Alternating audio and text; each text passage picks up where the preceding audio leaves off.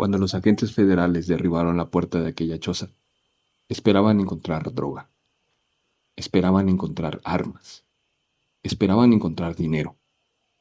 Lo que jamás imaginaron era encontrar una vieja olla de hierro, oxidada, cubierta de moscas y todavía caliente. Nadie quiso acercarse primero, porque había algo extraño. No era únicamente el olor, no era únicamente el silencio, era la sensación de que dentro de aquella habitación todavía había alguien observándolos. Uno de los peritos levantó la tapa. Jamás declaró oficialmente lo que vio, pero aquella misma noche pidió su baja definitiva. Vendió su casa, abandonó Matamoros y, según el testimonio de su propia familia, durante el resto de su vida nunca volvió a acercarse al fuego, porque aseguraba que cuando las llamas comenzaban a crepitar, podía volver a escuchar los rezos. Décadas después, varios de los policías que participaron en aquel operativo continuaban diciendo exactamente la misma frase. No hablaban de demonios, no hablaban de fantasmas, solo repetían, el rancho seguía vivo.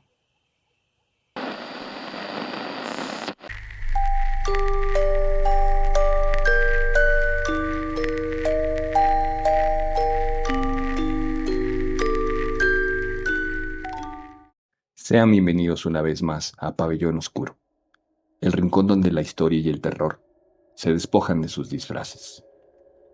Hay fronteras que no solo dividen países, también separan la razón de la más absoluta degradación humana. A finales de la década de los 80, el norte de México vivía una guerra silenciosa. El narcotráfico expandía su poder, las rutas de contrabando crecían y la violencia comenzaba a convertirse en parte del paisaje cotidiano. Pero entre los cargamentos de droga, los ajustes de cuentas y la corrupción, empezó a circular un rumor.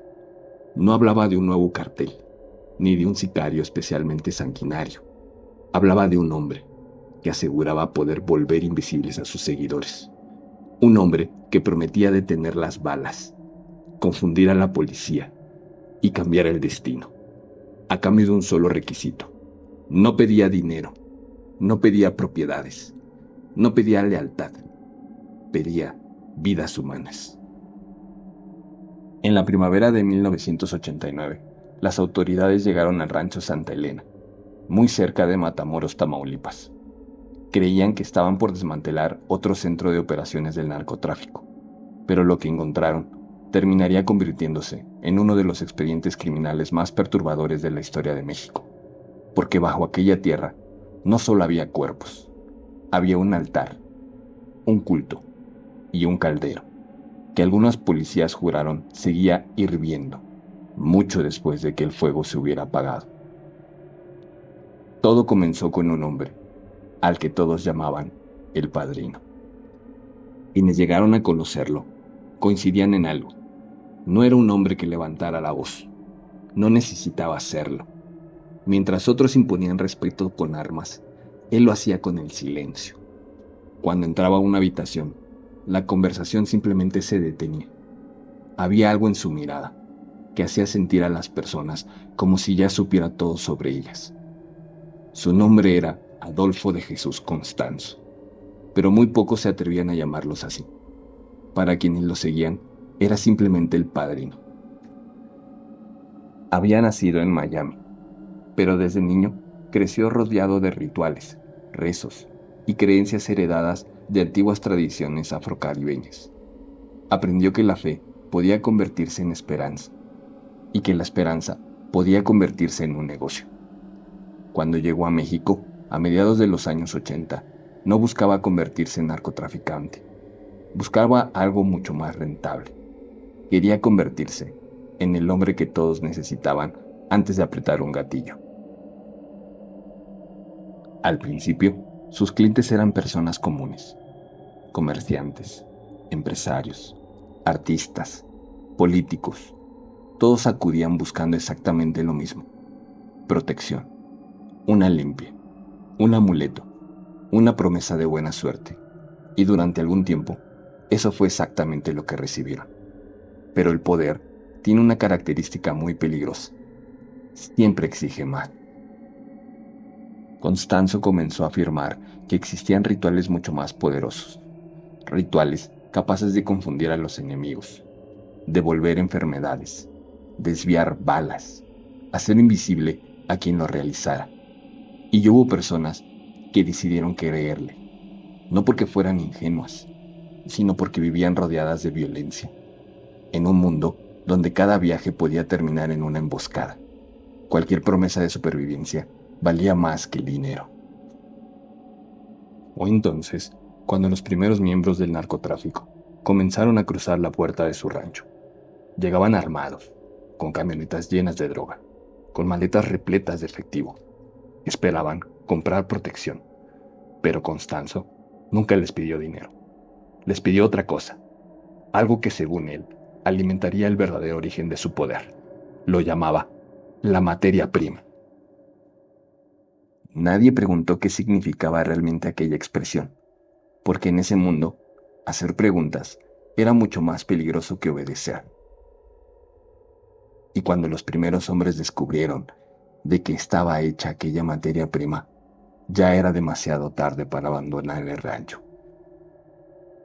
El corazón del rancho no estaba en los corrales, ni en las camionetas, ni en los paquetes ocultos entre la tierra seca. El verdadero corazón del rancho Santa Elena latía dentro de una choza de madera, pequeña, oscura, aislada del resto del terreno. Desde afuera, parecía una construcción cualquiera, un cuarto olvidado entre matorrales. Pero quienes entraban ahí jamás volvían a mirar el mundo de la misma manera. En el centro de aquella habitación descansaba un caldero de hierro, viejo, pesado, oscuro. Los seguidores del padrino no lo llamaban olla, no lo llamaban recipiente, lo llamaban el fundamento, el centro de poder, la boca por donde, según ellos, la muerte podía obedecer órdenes. Constanzo les decía que aquel caldero no era un objeto, era una puerta, una conexión con fuerzas que no respondían a rezos comunes, fuerzas antiguas, violentas, hambre pura. Pero esas fuerzas, según él, tenían que ser alimentadas. Al principio bastaban velas, hierbas, animales, agua de cementerio, objetos personales, nombres escritos en papel. Pero después, el padrino empezó a exigir algo más, algo que llamaba materia prima. Nadie lo decía en voz alta, pero todos entendían que la protección no era gratis, que la invisibilidad no era gratis, y la promesa de caminar entre balas sin ser tocado tenía un precio, y ese precio era humano. Las víctimas comenzaron a desaparecer. Algunas eran rivales, otras simplemente estaban en el lugar equivocado, personas sin nombre para la prensa, sin poder, sin protección, personas que el desierto podía tragarse, sin que nadie preguntara demasiado. El rancho se convirtió en una máquina silenciosa. Los vehículos entraban de noche, los perros dejaban de ladrar, las luces de la choza permanecían encendidas hasta la madrugada, y desde la brecha, algunos trabajadores aseguraban escuchar cantos, no gritos, no discusiones, cantos, como si dentro de aquel lugar alguien estuviera celebrando algo. El padrino les prometía a sus seguidores que el miedo era una debilidad, que la culpa era una ilusión, que la muerte, si se entregaba de la forma correcta, podía convertirse en poder. Y ellos le creyeron, porque cuando un hombre desesperado escucha que puede volverse intocable, está dispuesto a aceptar cualquier explicación, incluso la más monstruosa. Pero todo culto, por más oscuro que sea, comete errores. Y el error que destruyó al rancho Santa Elena ocurrió en marzo de 1989. Un joven estudiante estadounidense cruzó la frontera durante las vacaciones de primavera. Su nombre era Mark Kilroy. Para sus amigos, solo era una noche más en Matamoros. Para el padrino, era una ofrenda distinta, una pieza valiosa, una vida que según él podía darle al caldero un poder superior. Lo que ocurrió después despertó una presión que el rancho no pudo contener, porque esta vez la desaparición no sería ignorada. Esta vez la frontera entera comenzó a mirar hacia el desierto, y mientras las autoridades buscaban a un joven desaparecido, el padrino seguía convencido de que nadie podía tocarlo, porque el caldero ya estaba lleno, y según él, ya los había vuelto invisibles a todos. El 9 de abril de 1989, una camioneta ignoró un retén. Para los agentes, pudo haber sido otro incidente común en una zona controlada por el narcotráfico. Una persecución corta, una revisión de rutina, un cargamento más. Pero dentro de aquel vehículo encontraron el primer hilo. Ese hilo los llevó directo al rancho Santa Elena. Cuando las autoridades entraron al terreno, lo primero que sintieron fue el silencio. No era el silencio del campo, no era la calma del desierto. Era un silencio pesado, como si el lugar entero estuviera conteniendo la respiración. Las patrullas avanzaron lentamente entre polvo y matorrales. Los agentes revisaron corrales, camionetas, habitaciones vacías. Al principio, todo parecía otro rancho usado por traficantes, hasta que el olor los guió hacia la choza. Un olor dulce, denso, imposible de confundir. Los agentes se detuvieron frente a la puerta. Uno de ellos empujó la madera con el arma. Otro encendió una linterna. Y cuando la luz entró al cuarto, nadie habló. En el centro estaba el caldero, cubierto de restos de cera, rodeado de objetos quemados, cadenas, velas consumidas, marcas sobre el suelo y cientos de moscas golpeando las paredes. Uno de los policías dio un paso atrás. Otro se cubrió la boca. El más joven simplemente dejó caer la linterna, porque todos entendieron lo mismo. Aquello no era una cocina, no era un escondite, no era un altar improvisado, era el centro de algo que había estado creciendo en secreto. Después vinieron las excavaciones. La tierra del rancho comenzó a abrirse, pala tras pala, metro tras metro. Y lo que encontraron confirmó que aquel lugar no escondía únicamente droga, escondía cuerpos. Más de 15 víctimas fueron localizadas en fosas clandestinas alrededor del terreno. El rancho Santa Elena dejó de ser una escena criminal. Se convirtió en una herida abierta. Pero los agentes que estuvieron ahí contaron después otra parte de la historia, una que no apareció completa en los reportes. Decían que al acercarse a la choza, los radios fallaban. No perdían señal, no emitían estática normal, emitían voces, susurros, fragmentos de rezos, palabras que ninguno de ellos quería repetir. Los peritos aseguraron que en ciertas zonas del rancho la temperatura caía de golpe, aunque el sol de Tamaulipas estuviera encima de sus cabezas. Hubo quienes afirmaron que las sombras de los árboles se movían en dirección contraria a la luz. Algunos dijeron que era sugestión, otros que era cansancio. Pero hubo un detalle que varios agentes repitieron durante años. Cada vez que alguien se acercaba al caldero, el metal crujía, como si se estuviera enfriando, como si algo adentro estuviera intentando despertar. Cuando la noticia llegó a los periódicos, el mundo conoció el nombre de los narcosatánicos. Pero quienes estuvieron en el rancho no hablaban de titulares, no hablaban de fama, no hablaban de morbo, hablaban de olor, del silencio, de los radios muertos y de aquella sensación imposible de quitarse de encima. La sensación de que el rancho no había sido descubierto. La sensación de que el rancho los había dejado entrar. La caída del padrino llegó poco después. Adolfo de Jesús Constanzo huyó a la Ciudad de México con algunos de sus seguidores más cercanos. Ya no parecía un hombre protegido por fuerzas invisibles. Parecía un hombre acorralado. La policía lo ubicó en un departamento de la zona rosa. Y cuando el cerco se cerró, la promesa de invisibilidad terminó. Hubo disparos, gritos, caos.